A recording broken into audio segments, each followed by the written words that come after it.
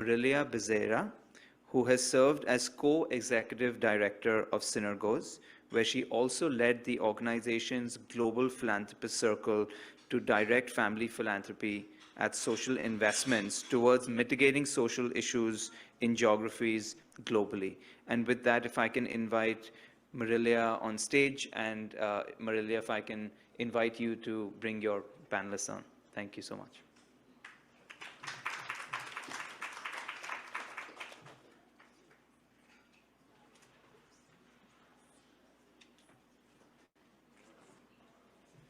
Hi, everybody. Good afternoon. This is not the graveyard shift, but it's close, so stay with us. It's a really exciting panel. So I'm going to invite my two wonderful panelists, and we're going to, like in panels before, make this a real conversation, right? And so inviting up here Shivani Tarsadia, who is the Impact and Marketing Associate with the Tarsadia Foundation, and Sumitra Aswani, who's the Executive Director of the Ishq Tolaram Foundation and Sustainability Lead at Tolaram. This one. I'll get this one and this one. Here, you got shares. Thank you. All right.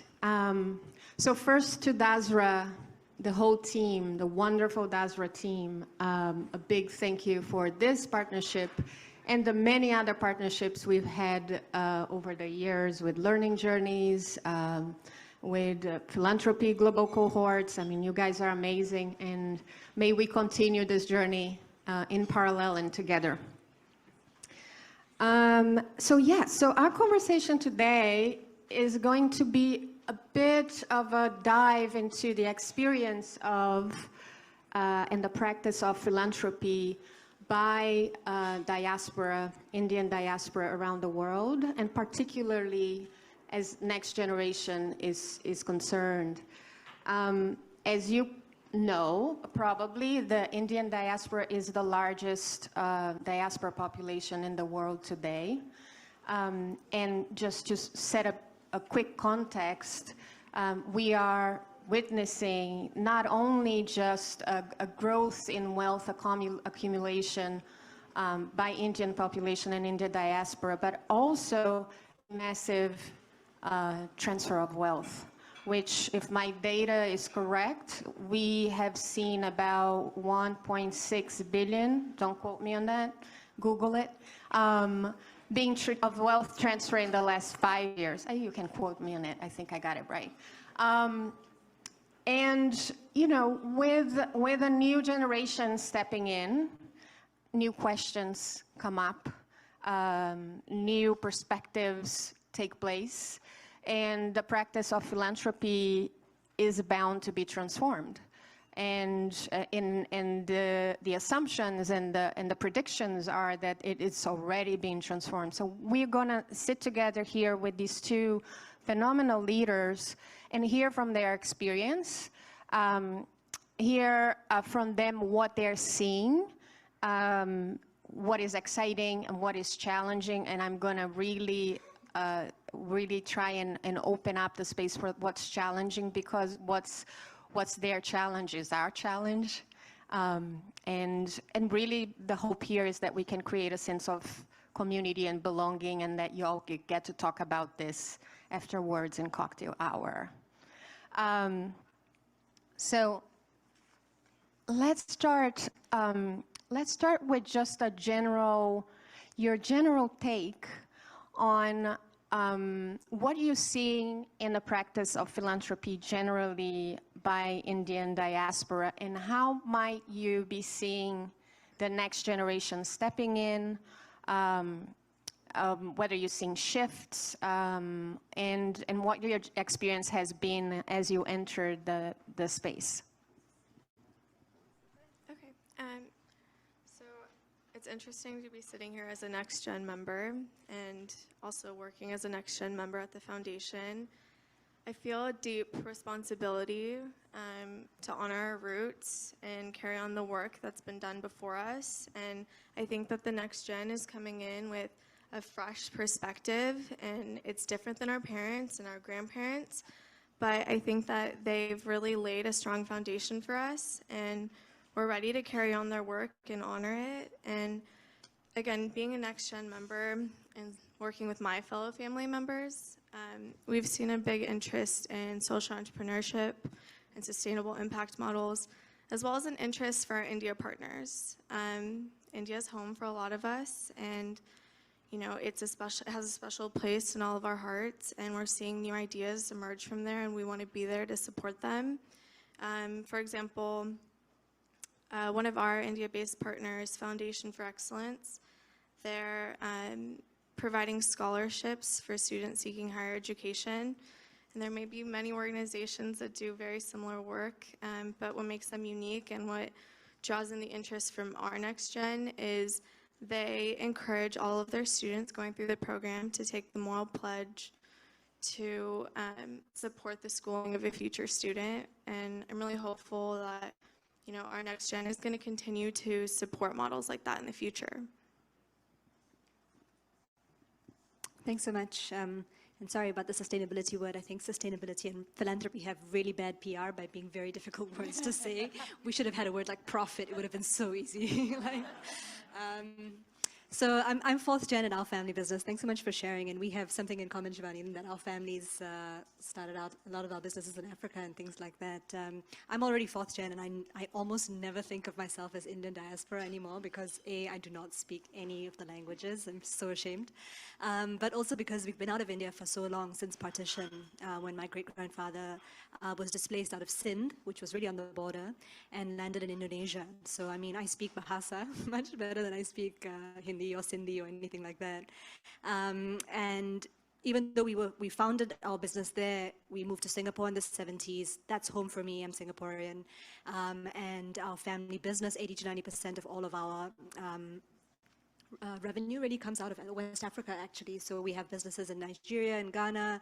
We've recently expanded into like Egypt, South Africa. So like we're kind of a global family business now. We even have businesses in the Baltics. So when we think of ourselves, we definitely have India at our roots. And of course, we very much pay homage to like the origin story.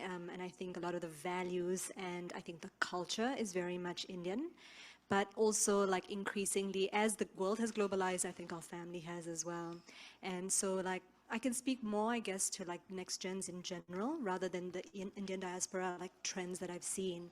But over the time that I've spent in the space, and I've been running our foundation for about 5 years now, I only really became interested in the family business probably in my mid-20s when I started to ask my dad things like, where did our wealth come from? Like, why don't I need a scholarship to go to university when my friends do? And like that exploration, I think, was representative of my next-gen peers, where they were also asking similar questions about like, how did we make our money? You know, what does our business actually do? Is it or is it not actually good for the world? And like, how can I participate? But I had no interest in being in the business. I have a professional background. I trained as a doctor initially. And I was very service-oriented, similar to my siblings, similar to my cousins, and similar to many of my peers. But we wanted to know how we could leverage our assets for good. And I think that's very telling of our generation as well, you know, because we've been handed a lot of very complicated issues, I think, and they are very interconnected with business and the way that we operate. I mean, we can talk about a post-colonial world, but we can also talk about like how corporates themselves, whether they came from that background or not, have gone into communities and completely changed the ecosystem in terms of how they operate and what exploitation looks like. So as much as businesses have been in service, I think NextGen's recognized that there's also been a fair amount of fallout. And I think we're all asking the same question, which is, okay, so what is now my responsibility as an asset owner, as an inheritor, to now look back and say, okay, these assets are at my disposal. How can I wield them? Whether it is family offices, whether it is core businesses, whether it is our philanthropy, whether it's the conversations we're having with our family around legacy, toward building a better world, quite frankly. I think it's quite representative of my gen. So piggyback on that set of questions, I would love if you could introduce us a little bit to the answer. So how is your work today? What's the work that you do in the foundation and the business side with the sustainability? Said it quickly. And yeah, just introduce us a little bit about to your work and to your role within the work. Okay, so the foundation's mission is to unleash human potential. We do that through our 3 impact pillars. The first is inclusive mobility, which includes financial inclusion, opportunity creation, and essential goods and services. And the second pillar is crises and threats, and that's food security and housing security. And then the last pillar is what we call human transformation, and that's all around mental health and well-being, as well as service to others. We support over 70 organizations globally, but the majority of them are based here in the US as well as India. And our approach to grant making is really personal for us. We've spent a few years trying to figure out how to align our family's values with our impact areas, and ultimately came to these 3 pillars. And then a little bit about my role is I'm the marketing and impact manager at the foundation. I lead our family engagement and storytelling efforts, as well as help manage the grantee portfolio. We place a huge emphasis on family engagement. We have 3 generations of family members, and everyone's at a different stage in their life, and so we really try to meet each person where they're at and help them through their own impact journeys. And a little bit about the storytelling. We really believe in it, and we think that if we can help tell the stories of our partners, they'll see more impact. And so we invest in teams to go out and capture this content, and all the assets that we create are shared with our partners so that they can use them for their own needs as well as ours. That's great. Thanks so much for sharing. So I serve 2 roles at the moment. When I first started out, we were re-establishing our entire business from a shareholding entity where we had like 2nd and 3rd gen members who were holding shares essentially in the holding company into a trust. So at that time, we had a corporate philanthropy entity. We had a lot of giving from the family side, as well as like I would say like CSR, like traditional CSR. And when we reincorporated as a trust, we decided that 25% of the benefits of that trust would become this new foundation, which is ISHK. And at that time, I was also looking personally to think about like what I wanted to do with my life, with my family assets and things like that. And so I came on as the founding ED. So I still hold that role now, although our team went from 2 people to now we're about 38. So I really don't do much anymore. My team is so good. So a lot of it's very strategic. And over time, I mean, I sit on the board. I've taken on secondary roles in the foundation where I sit on the finance committee. So we've been thinking a lot about like how to move our endowment from being traditionally invested into moving into being responsibly invested or moving towards investing for impact. So I do a lot more work, I would say, in terms of how we structure programs, why we do what we do, how to build the team to do it, and how we invest in a way that is aligned with the work we do. And that's on the foundation side. The operating team themselves, we concern ourselves with 3 main areas: education, healthcare, and skilling. And I think the 2 key words in our purpose are really around quality and access. And we're not a very large foundation, but we try and like pride ourselves on being very good in what we do in terms of depth. And then we try and bring other people to the table to do the work with us so that we can scale it in the communities where we work. And my secondary role, which I recently took on, actually when I first started, I was very concerned with, I have a lot of concerns, if you're not catching that, but like how our family was making money in the first place. So I started the foundation in 2016, 2017, and then I was like, well, our philanthropy kind of sits in this little bucket at the top, but like, our operating business is this massive entity with so much potential.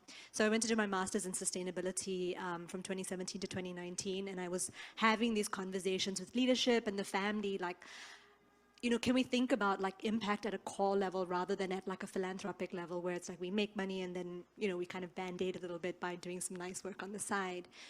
So I took on this secondary role as leading sustainability strategy from about middle of last year. I think there was a time of reckoning at our family business as well during COVID, where it was like, really, how are we going to, you know, mobilize around sustainability? Yeah, so I currently lead a team that does that as well now. Yeah. That's wonderful, and I can imagine it has not been a journey without challenges, both personal and at the organization or team level. Could you guys share with us, some of your challenges, mid-course corrections, places where you found yourself? I think these are such valuable stories to share. Where you found yourselves really not knowing which way is up or which way is out. Because I think that, the more we bring those challenges into the open air, the more they're shared and the less we have to carry them as an individual burden. So would love to hear from you guys what might have pressed you in the past and how you turn it around or learn from it. I think one of our biggest challenges at the foundation is trying to decide which impact areas we want our grant-making dollars to go towards. There's obviously an incredible need in the world, and it can be really overwhelming to try to figure out where we fit in. And I think over the years, we've come to realize that it's okay to not do everything, and it's okay to pick a few key areas and a few key partners and go really deep with them. I think we used to put our hands on everything, and we're really spreading ourselves way too thin. And now we're starting to see that we're having much more impact going in with those few key partners. Another challenge we face is our proximity to our partners. A third of our portfolio is in India, and our entire team is based in Southern California. And so we have no one on the ground, and so I think it's really important that we trust our partner and we have open communication with them. At the end of the day, they know what's best for them, and we have to trust that and allow them to guide the partnership. Yeah, I think I resonate with some of that as well. For us, I guess, broadly, I think we're about 5 years old now as an organization. In the beginning, I think a lot of our challenges were very internal. It was about how do we have family conversations that are about alignment, why we do what we do, at what level should we go, how do we move away from quantity and breadth to really quality and depth of impact, and move away from being very top down in our philanthropy to being really thinking about like what do communities need, are we actually responding, or are we just kind of doing things that make ourselves feel good about the way our families represented, for example, on the philanthropy scene. And then it's like having the right talent. I think we struggled a lot in the beginning with making sure the team members were aligned, they had the right skill sets, they were able to do work that was meaningful. So I would say in the first 5 years, a lot of the work has been very foundational to like how we do what we do, the operating kind of stuff. But I think increasingly as we've nailed down some of those initial issues, the challenges we're having now are more outward looking, like it is around, are we actually having additionality? Like, is our program actually making a difference when somebody else is, someone else could have come and funded this? Like, how are we actually going into ecosystems and asking ourselves the question of, are we changing something in that space? Like, are there ways for us to work with nonprofit partners or other collaborators really in the ecosystem in such a way that we're bringing new things to the table rather than just funding things that already exist, for example? So a lot of our concern now is with effectiveness. And we're trying to figure out, like, as a team, how do we go into programs? Like, I'll give you an example. Like, we have a skills training program in Lagos. And in the beginning, it was like, the model, do all the pieces line up? Do we have the right partners at the table? And, like bringing that together and troubleshooting was what we concerned ourselves with for the first 18 to 24 months of the program. And it was like, how do we have pipeline for students? When they graduate, are they going to get jobs? It was like the very traditional kind of impact linear trajectory. But now it's like, are we even sourcing in the right places? Like, what is the future of Lagos going to look like? And are these students that, other programs are already going to be recruiting? Or are there areas that are really untapped? Like, how do we use human-centered design principles to think about, like, how to really source and solve problems that people maybe are not ready to go in and source and solve for? So even though we're, again, I keep saying we're small as an organization, I think existentially we're trying to ask ourselves why we exist, and like what additionality we're going to have as an organization. And as you look into the future, what's exciting? What is you're waking up in the morning and this is what I'm going for. What's the bright spot you see? Speaking for myself, as well as the Next-Gen members on our board, I think that we're really excited to see the way that social entrepreneurship shapes the industry and the way that, you know, we can use that to tackle some of the biggest problems. I also am really excited to see this shift to trust-based giving. Our nonprofit partners are the real heroes, and they know what's best for them, and we just need to be there to support them. And then I think I'll end with, I think we're also seeing a shift in the world where so many people are coming forward and feeling empowered to do something and empowered to make a difference in the world. And I think that we need to be there to support them and guide them, because the only way it's going to get done is if we all do it together. The things I'm most excited about, I think, too, I mean, there's obviously an innovation aspect to like what Next-Gens are bringing, or I mean, like in general, when I say Next-Gen, I mean like Next-Gen family business, but also Next-Gen givers in general. I think there's innovation happening from a tech perspective, which everyone knows about. I think that's enabling a lot of change on the ground and access and democratizing a lot of the solutions as well. But there's also a lot of innovation happening in financing. You know, like we're looking at very innovative models of how to bring capital to the table to solve effectively. So we're not just thinking about traditional grants or traditional investments, but we're really going into very hybrid modalities for what is the most effective use of capital for this particular problem we're trying to solve. And I think that's a super exciting space currently.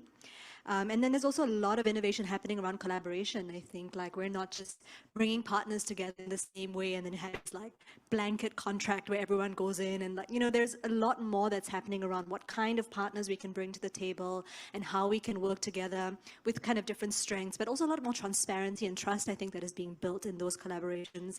That is very exciting for me, and watching that happen in the geographies like Indonesia and Nigeria, I think is really great. And I think we spoke a lot about community-based solutions earlier. So that's, I think, all speaking to this kind of innovation around how we bring people together to solve.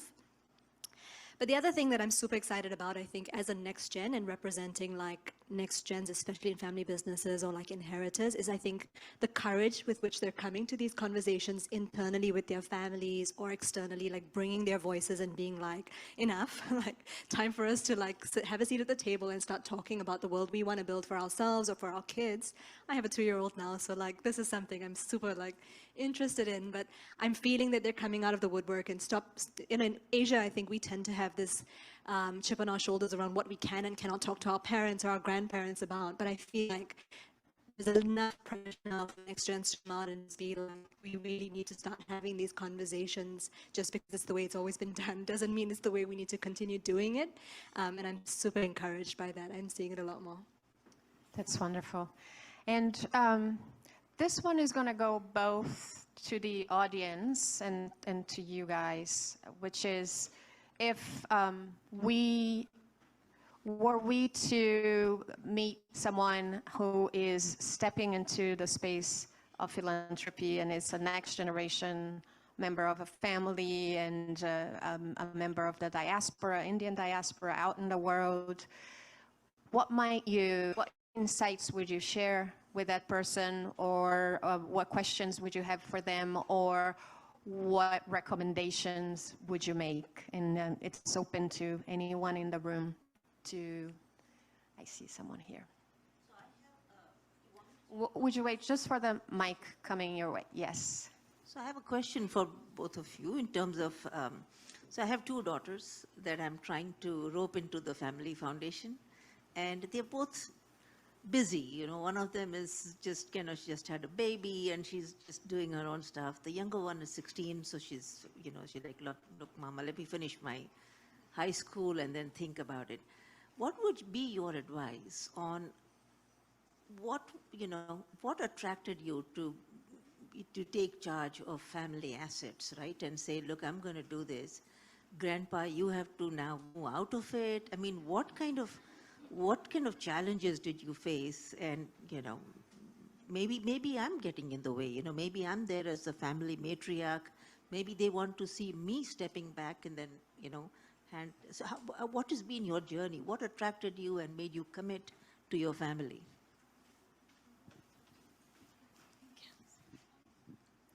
Well, I think it's important to meet them at wherever they're at.